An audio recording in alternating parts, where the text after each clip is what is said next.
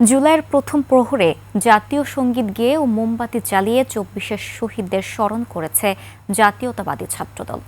সোমবার দিবাগত রাত ১২টায় শহীদ মিনারে জুলাই অভ্যুত্থানের প্রথম বর্ষপূর্তির ৩৬ দিনের কর্মসূচির শুভ সূচনা করে দলটি। এ সময় শহীদদের আত্মত্যাগের প্রতি শ্রদ্ধা জানিয়ে বিএনপি নেতারা বলেন, জুলাইয়ের আকাঙ্ক্ষায় তৈরি হবে আগামীর বাংলাদেশ।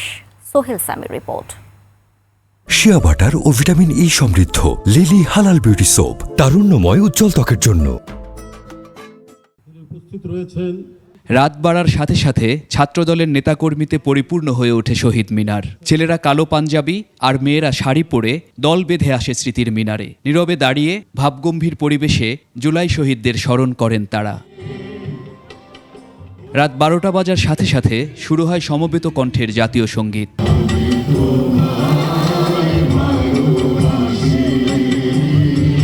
এরপর করা হয় মোমবাতি প্রজ্বলন। নেপথ্য থেকে ভেসে আসে বিউগলের করুণ সুর। এই মোমবাতির আলোয় শুধু শহীদদের স্মৃতি নয়, আগামী দিনে গণতন্ত্রের পদযাত্রায় এগিয়ে যাওয়া, আগামী দিনের স্বাধীনতা, আগামী দিনের কথা বলা, আগামী দিনের সুস্পষ্ট উচ্চারণের সেই গণতন্ত্রের বিস্ময়কর আলোকের প্রজ্বলন। ১৬ বছরের বিভীষিকাময় দিনের কথা স্মরণ করে বিএনপি নেতা বলেন, বিশ্ববিদ্যালয়গুলো ছিল যেন ডাকাতদের গ্রাম। বিগত ১৬ বছর হাসিনার আমল ঢাকা বিশ্ববিদ্যালয় মনে হয়েছিল ডাকাতদের গ্রাম। এখানে মেধাবী ছাত্রের হাতে মারা যায় নিরীহ ছাত্র। এইখানে গাড়ি নিয়ে ঢুকলে পরে তা তুলে রাখতে হয়। যদি ছাত্রলীগের কোনো সন্ত্রাসী দেখে, তাহলে যদি গাড়ি থেকে নামিয়ে আমাকে অপমান অপদস্থ করে। ৯০-এর মতো করে তরুণদের স্বপ্ন যেন আবার ছিনতাই না হয়, সতর্ক করেন স্বৈরাচার বিরোধী আন্দোলনের নায়করা। যে সমস্ত শহীদ জীবন দিয়েছেন, সেই শহীদের স্বপ্ন বাস্তবায়ন করা এখন আমার দায়িত্ব। আমরা বারবার আমাদের স্বপ্নগুলো হেরে যাই, আমাদের স্বপ্নগুলো বারবার পরাজিত হয়।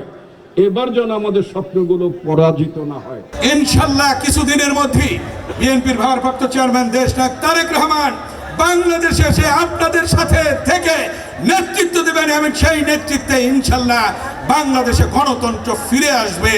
এ সময় হারিয়ে যাওয়া গণতন্ত্র ফিরিয়ে আনার শপথ করেন ছাত্র নেতারা। প্রতিটি নির্বাচনে বাংলাদেশের মানুষকে ব্যাপকভাবে সংক্ষুব্ধ করা হয়েছিল।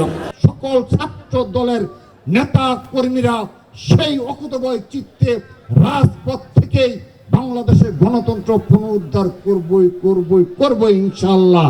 এর মাধ্যমে মাসব্যাপী কর্মসূচির উদ্বোধন করল সংগঠনটি।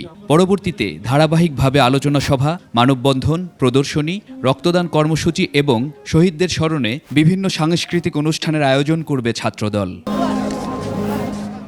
সোহেল সামি, ২১ টেলিভিশন, ঢাকা।